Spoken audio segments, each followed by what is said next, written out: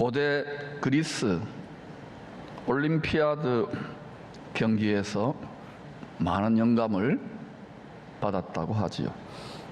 이 올림피아드 제전은 그리스 헬라의 신들에게 제사 드리는 가운데 행해졌던 축제, 스포츠 축제였어요. 몸으로 우리들이 투쟁하고 운동하는 이걸 보고 그리스 신들이 즐거워하라고 드려지는 제전, 제사의 축전이었어요. 이것을 벤치마킹한 것입니다. 그래서 올림피아드 고대의 경기가 어떻게 시작되느냐? 그리스 신들을 섬기는 여사제들이 이제 담당 경기의 주관자에게 불을 건네주면 그 불을 메인 스타디움에 붙임으로, 제단에 붙임으로 경기가 시작돼요. 이것을 벤치마킹해서 오늘날에도 고대 올림피아드 발상지에서 여사제들에게 불을 전달받습니다. 그 전달받은 성화 봉송 주자들이 5대양 6대주 지구촌을 한 바퀴 돈 후에 개최국, 지금은 프랑스 파리죠. 거기 메인 스타디움 재단에 불을 붙임으로 경기가 시작돼요. 굉장히 다분히 영적이고 정신적이고 경배적 의미가 있다는 것을 우리는 더 깊이 볼 수 있어야 돼요. 근대 올림픽도 고대 올림피아드처럼 4년마다 열립니다. 이 4는 성경에서 고난, 시험, 훈련, 연단을 의미하는 숫자 값입니다. 예수님의 광야 40일, 또 이스라엘 백성들의 광야 40년,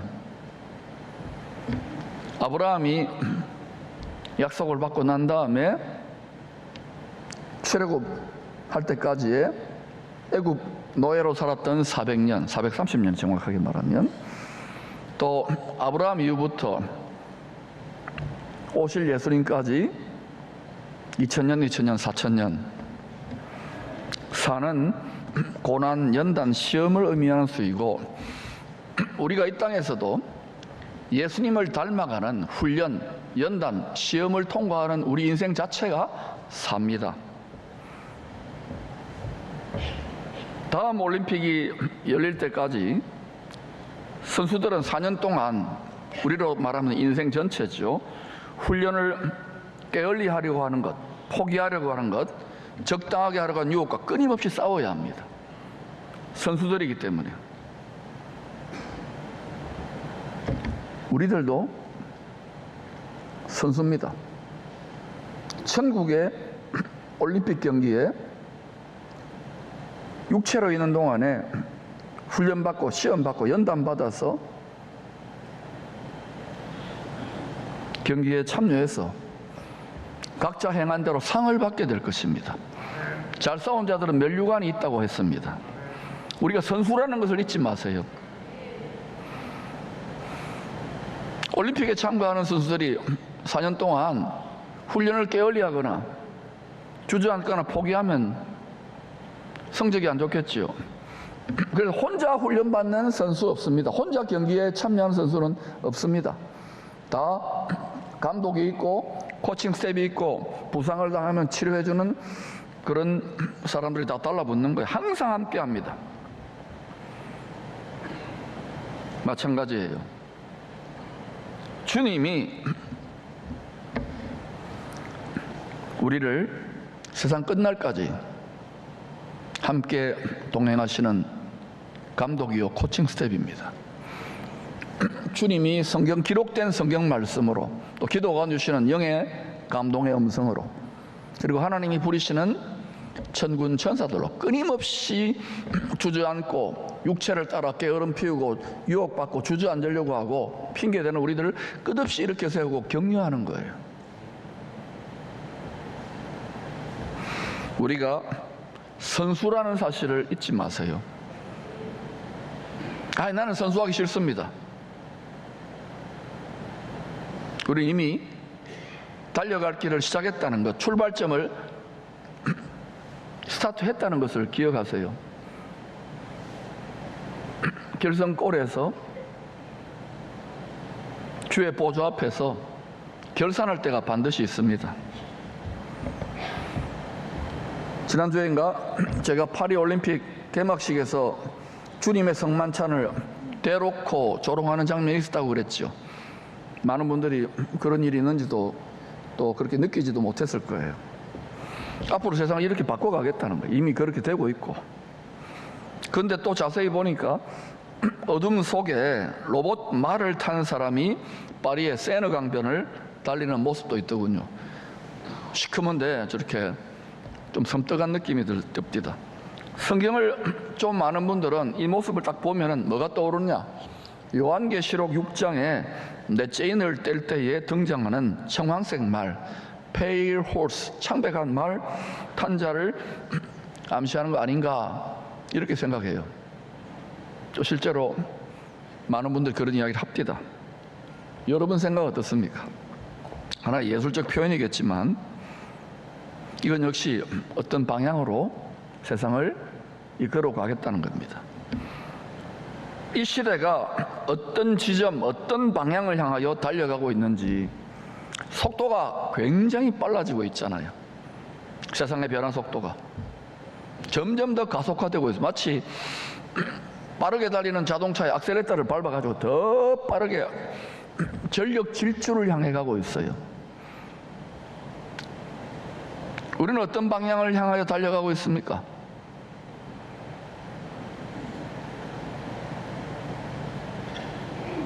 영원한 생명길은 문이 좁고 길이 협착하다 그랬습니다. 반대의 길은 넓고 광대합니다. 육체를 만족하게 하고 세상을 따라가는 길은 와 갑니다. 그래서 미혹당하는 거예요. 예수님이 걸어간 길을 그대로 따라가야 됩니다. 우리 육체의 본성을 거스르는 거예요.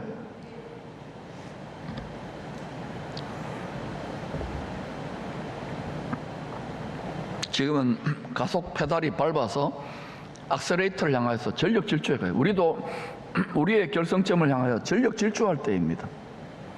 게으름 피우고 적당하게. 제가 계속 여러분을 독려하잖아요. 여러분 힘든데 쉬고 싶고 편하고 싶은데 계속 훈련하고 계속 달려야 된다고 말하는 것 쉬울 것 같아요? 이 중심을 잘 헤아리기를 축복합니다. 바울은 복음을 위해 충성했던 자기 삶을 올림피아드 경기에 참가한 선수에 비유합니다. 디모데 후서 4장 7절 8절 시작. 나는 선한 싸움을 싸우고 나의 달려갈 길을 마치고 믿음을 지켰으니 이제후로는 나를 위하여 의의 면류관이 예비되었으므로 주 곧 의로우신 재판장이 그날에 내게 주실 것이니 내게만 아니라 주의 나타나심을 사모하는 모든 자에게니라. 여러분 선한 싸움을 싸우고 있습니까? 믿음을 지키는 데는 싸움이 필요해요. 마음의 싸움, 생각의 싸움, 공중의 권세 잡은 자의 싸움. 싸움은 다 싫어해요. 저도 싸움 싫어요. 싸움이 있다고요. 믿음이 그냥 지켜지지 않습니다. 심령의 평안과 안식, 기쁨은 쟁취함으로 얻어지는 거예요. 승리함으로 취하는 거예요. 아예 이 세상의 우상신들, 내 욕망을 만족하게 하는 것들을 결박해서 나는 못한다 주저앉아 있지 마시고 일어나십시오. 내가 선한 싸움을 싸우고 나의 달려갈 길을 마쳐야 돼요. 달려갑니다. 산보하는 게 아닙니다. 신앙생활은 달려가는 거예요. 믿음을 지키는 거예요. 끝까지.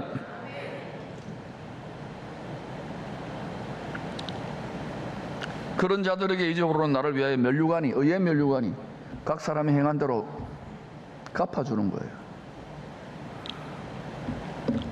주 곧 의로우신 재판장이 그날에 내게 주실 것이니, 바울은 그 금메달 받는 것, 그 메달 받는 것, 상 받는 것을 확신하고 있어요. 그런데 중요한 건 내게만 아니라 주의 나타나심을 사모하는 자에게도 아니라 모든 자에게. 여러분 사모하시잖아요. 신랑이에요. 우리가 결혼하기 위해 오신다고요. 한 몸이 되고 하나가 되기 위해서. 안전하서나 주에 나타 신랑이 오실 것을 그 결혼식 날짜 공중혼인잔치라 그랬죠. 그걸 간절히 앉아나서나 어느 정도로 사랑하라 그럽니까? 마음을 다해, 생명을 다해, 힘을 다해, 뜻을 다해. 가족이 있어요. 어떤 것보다도 더 우선적으로 사랑하라는 말이에요. 점점 미지근해지고 식어가요. 불법이 성함으로 사랑이 식어져 간다고요. 성경도 왜곡되게 많이 가르쳐요. 다시금 사랑이 불타오르기를 축복합니다. 주의 나타나심을 사모하는, 뜨겁게 사모해야 돼요. 뜨겁게 사모하면 지금이 기회입니다. 주님과 한 몸이 되기 때문에 음부의 권세, 마귀의 세력을 밟을 수 있습니다. 히브리서 12장 1절 2절은 경기를 다 마친 주님이 천국 메인 스타디움 보좌에 구름같이 둘러싼 허다한 정인들, 먼저 앞서 믿음의 경주를 했던 선진들과 함께 지상에 있는 우리들의 믿음을 독려하고 경주를 다 하라고, 달려갈 길을 마치라고 막 격려하는 응원을 보내고 있는 것처럼 묘사해요. 하늘에 있는 결승점을 향해 달려갈 때 우리는 지금 달려가고 있습니다. 여러분, 제가 지금 열심히 하는 것 같습니까? 대충 하는 것 같습니까? 달려가고 있는 것 같아요? 아니면 자빠져 자는 것 같아요? 아니, 자빠져 자기도 해야죠. 힘을 얻어야죠. 달려가야 되는 거예요. 왜냐? 상 받기를 원해서. 우리는 선수잖아요, 선수. 나의 정체성이 선수라는 걸 아셔야 됩니다. 하늘에 있는 결승점, 거기 달려갈 때까지는 게임은 끝나지 않아요. 이 과정이 육체와 세상에서 육체의 정욕, 세상의 정욕을 뒤로 하고 달려가기 때문에 좀 쉽지 않은 거예요, 처음에는. 그래서 같이 하는 코칭 스텝, 감독님, 성령의 말씀의 능력으로 달려갈 수밖에 없는 거예요. 이 과정에서 우리는 깨어지고 넘어지고 자빠지고 연단받으면서 주의 심정, 하나님 아버지 심정, 십자가에 못 박기까지의 심정을 깨닫는 거예요. 그 사랑을 깨닫는 거예요. 저는 생선 컨퍼런스니 일반적으로 하지 않는 이 오래된 교회는 오냐오냐 하잖아요, 그냥. 근데 계속 이렇게 왜 밀어붙일까요? 여러분, 평안하게 저도 해주고 싶은데 왜 이렇게 불타는 열정이 오를까요? 좀 외롭거든요, 어떨 때는. 그런데 그럴 때마다 계속 하늘에서 응과 소리가 들리는 것 같아요. 진짜입니다. 여러분, 세상 사람들은 여러분이 신앙생활 열심히 하고 삶으로 복음 전하를 하고 뜨겁게 주님 찬양하고 기도하는 거 좋아하지 않습니다. 박수 쳐주지 않습니다. 그런다고 돈이 나오나 밥이 나오나 공부라도 해라 그러고요. 믿는 사람조차 그런다고요. 열정적으로 주님 사랑하는 거 쉽지 않아요, 여러분. 그런데 분명히 기억하십시오. 이 세상에서는 응과 소리 잘 못 듣는데요, 하늘의 응과 소리를 듣기를 축복합니다. 요한복음 3장에서 주님은 물과 성령으로 속사람이 다시 태어난 성도들이 천국 곳간에 들어갈 것이라고 합니다. 물세례를 받잖아요.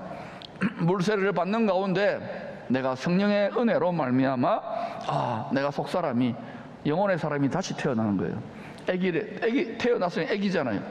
이 애기가 말씀의 젖을 먹고 말씀의 밥을 먹고 성령의 물을 마시고 자라나는 거예요. 여러분, 지난 주간에 밥 많이 먹었잖아요. 물 많이 마셨잖아요. 말씀의 밥을 먹었습니까? 성령의 생수를 마십니까? 이 신령한 체질로 훈련받는 올림픽에 출전할 때까지 계속해서 진짜 시합할 때까지 훈련받는 거예요. 연단받는 거예요. 저는 주님이 파견한 감독장 되시는 주님의 명령을 받아가지고 여러분을 계속해서 안일함에 빠지지 않도록 계속 독려하는 거예요. 이게 싫게 들리지 않기를 바랍니다. 고맙게 여겨지기를 바랍니다. 물은 씻어내고 죄를, 물은 갈증을 해결해 주는 거예요. 고맙지요? 그런데 여러분, 반대로 속성이 다릅니다. 동일하지만 불같은 성령이라고 할 때 여러분 어떤 생각이 듭니까? 불같은 성령. 불같은 성령은요, 죄를 어떻게 합니까? 죄를 씻는 게 아니라 태웁니다. 히브리 말로 해드릴까요? 싸그리 태웁니다. 헬라 말로 할게요. 깡그리 태웁니다. 그러니까 여러분, 죄를 씻는 것보다 죄를 태우는 게 훨씬 더 강력하지요. 죄를 태울 수 있기를 축원합니다. 짐승제사를 왜 드립니까? 구약시대 때 죄를 태우는 것을 말하는 거예요. 불회개를 말하는 거예요. 또 불같은 성령하면 어때요? 지금 사랑이 냉랭하게 식어져 가잖아요. 주님을 뜨겁게 사랑하는데 십자가의 사랑으로 우리가 주님을 사랑하지 않잖아요. 미지근하게 나는 부자다, 나는 적당하다, 다 지금 이게 마지막 때 교회 현상인데, 미지근하게 되는 주님이 토하여 내치고 싶다 그러는데 신부로 인정받지 뭐 한 몸이 되지 못한다는 말이에요. 얼마나 심각한 말인지 아십니까? 그때도 여러분 심상히 여깁니까? 저는 제가 정상이라고 믿습니다. 주님을 뜨겁게 사랑하라고 하잖아요. 아, 요새 그렇게 믿는 사람이 어디 있냐고요? 아니에요. 좁은 길입니다. 나 혼자라도 그 길을 갈 거예요. 제가 주야로 근심하며 염려하며 기도하는 우리 자녀들이 앞으로 태어날 손주가 미지근하고 근심하며 적당하게 세상을 쫙 하면서 신앙생활 할까봐 겁나서 늘 기도해요. 십자가의 사랑을 깨닫게 해달라고, 마음의 할례가 일어나게 해달라고, 마음 눈이 밝아지게 해달라고. 여러분, 자녀들의 육적 성공만, 세상적 성공만을 위해 기도하지 마시고 그 자녀들이 어린 시절에 주의 멍에를 맬 수 있는 정도의 주님의 불같은 사랑을 깨닫고 걸어갈 수 있는 마음의 집이 지어지기를 기도하시기를 축복합니다. 부모들이, 어른들이 그 정도 믿음의 수준이 안 되니까 아이들이 어때요? 부모나 어른들을 보고 아유, 나는 예수 믿기 싫어요. 세대 개성이 안 돼. 신앙 개성이. 회개하고 분발하시기를 축원합니다. 온 천하를 얻은다 한들 영생을 잃어버리면 안 되는 거예요. 성령의 불은 또 어떤 것이 있습니까? 약해졌는데 불이 타오르는 거예요. 강력한 권능을 말하는 거예요. 여러분 속사람이 강력한 성령의 권능을 받으면 물을 먹고 해갈됩니까? 그 다음 힘을 받아야 되는 거예요. 성령의 권능을 받은 자가 주님의 멍에를 메고 달려갈 길을 마치게 되는 거예요. 불같은 성령의 권능이 임할지어다. 지금 여러분의 필요한 것이 뭐라고 생각합니까? 한국교회에 필요한 것이 뭐라고 생각합니까? 물과 불 중에 다 필요하겠지요. 저는 성령의 불이라고 생각합니다. 요한이 말한 것처럼 주님 자신도 내가 불을 던지러 왔다고 말했습니다. 누가복음 12장 49절입니다. 내가 불을 땅에 던지러 왔노니 이 불이 이미 붙었으면 내가 무엇을 원하리요? 아직 안 붙었다는 거예요. 이게 무슨 말입니까? 십자가에서 고난의 세례, 죽음의 세례를 받은 후에 불같은 성령으로 부활의 영으로 부활 승천하여 오순절 날에 약속한 대로입니다. 오순절 날에 제자들에게 성령의 불을 던졌던 거예요. 이 불이 붙기까지 내가 얼마나 답답하겠느냐. 제자들이 이 불이 붙기 전에, 성령의 불 받기 전에 다 서로 싸우고 물고 뜯고 주님 가슴에 대못 받고 도망가고 배신 때리고, 그런데 주님이 얼마나 답답하겠어요. 그러나 그들이 성령의 불이 던져지니까, 성령의 불이 붙으니까 어때요? 이들이 복음의 주자로 열방을 불태워버리는, 할렐루야. 주님의 불같은 소원은 성령의 불을 받은 충성된 자들이 주님의 명예를 함께 메고 복음의 경주를 마무리하는 것입니다. 반드시 천국 복음은 땅 끝까지 전파되게 되어 있어요. 세상이 진동하고 어렵더라도 이 복음의 불 받은 자, 성령의 불 받은 자, 하늘의 불 받은 자를 통해서 나아가는 거예요. 이건 누구도 막지 못해요. 전능하신 하나님이 친히 이루실 소원이요 꿈이기 때문에 그 불을 받는 자가 복된 줄로 믿습니다. 사도행전 2장은 오순절 날 이른 빛 성령의 권능 받은 각 사람 위에 불의 혀같이, 불의 혀입니다. 이른 빛인데 불의 혀같이 갈라지는 것들이 하나씩 임했다고 합니다. 앞으로 가을 추수를, 마지막 대추수를 위해서 늦은 비가 또 부어진다고 약속했습니다. 이전에 2000년 전에 부어졌던 성령의 불 정도는 장난일 겁니다. 영광의 불, 열방의 모든 민족 가운데 예비된 자들에게 불이 떨어질 거예요. 하늘에 불이 붙을 것입니다. 말씀대로예요. 예수님 당시에도 물과 성령으로 거듭난 성도들이 많이 있었습니다. 물세례를 받고 난 다음에 예수님이 먹을 거 주니까 5,000명, 20,000명 따라다니면서 떡을 먹고 예수님 왕 세울로, 임금 세울로 그랬잖아요. 근데 어때요? 예수님 점점 십자가를 지고 가는, 멍에를 지고 가는 자리에서는 다, 심지어 제자들까지 다 도망치잖아. 뒷걸음질 치잖아. 왜? 멍에를 매기 싫어해요. 그러나 주님이 그들의 믿음이 떨어지지 않도록, 지금은 우리들의 믿음이 떨어지지 않도록 하늘 아버지의 보좌 곁에서 우리를 위해 기도하고 계시는 거예요. 성령도 우리 안에서 말할 수 없는 탄식으로 그 사람을 위해서는 우리들을 속 사람이 성장하라고 기도하고 있는 거예요. 이 기도 소리가, 이 응원가 소리가 들리기를 축복합니다. 여러분이 그 사람이야, 여러분 속 사람의 영적 실체를 보면 놀래 자빠질 분들이 있을 거예요. 이렇게 안 자랐나? 자라기를 축원합니다. 신랑이 우리와 한 몸 결혼하기 위하여, 그러면 신부도 자라야 될 거 아닙니까? 신부가 주님의 마음, 주님의 생각을 날마다 이해하고 들어야 될 거 아닙니까? 내 몸은 내 몸이고 네 몸은 네 몸이다. 그 분리가 일어나는 거예요. 사랑하는 여러분, 말씀대로 신앙생활 할 수 있기를 축복합니다. 이 결단 한 가지로 인생이 달라져요. 하늘의 능력이 임하는 것입니다. 많은 무리들 다 십자가 앞에 낙타처럼 바늘귀 앞에 도망갔습니다. 그러나 끝까지 주님의 중보기도를 통하여, 불시험의 연단을 통하여 낙타와 같은 육신적 자아가 고운 가루처럼 으깨어진 120명의 남은 자들이 하늘의 불을 받아요. 고운 가루가 한 떡덩이로 베이커리 되는 거예요. 떡이 구워져서 주와 한 몸이 되는 거예요.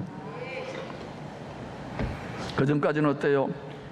택하고 택한 12명의 제자들도 세파로 나눠 서로 잘났다, 지가 최고다, 지가 뭐 하나는 우편에 뭐 좌편에 교회가 뭐 이 모양이냐 분열되었나, 천만의 말씀.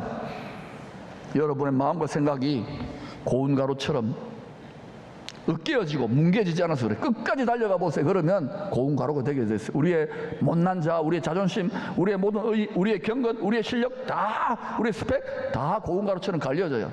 그런 자들이 남은 자들이에요. 그런 자들에게 하늘에 불을 떨어뜨려요. 그 불을 받은 자들이 주님과 한 몸 한 떡덩이로, 세상이 감당할 수 없어요. 이제는 목회자들이 많이 쓰임받는 시대가 아닙니다. 모든 생활 영역에서 이런 자들이 일어날 때입니다. 그런 자들이 일어나기를 축복하고, 저는 우리 자녀들이 그 불을 받기를 기도하고 있어요.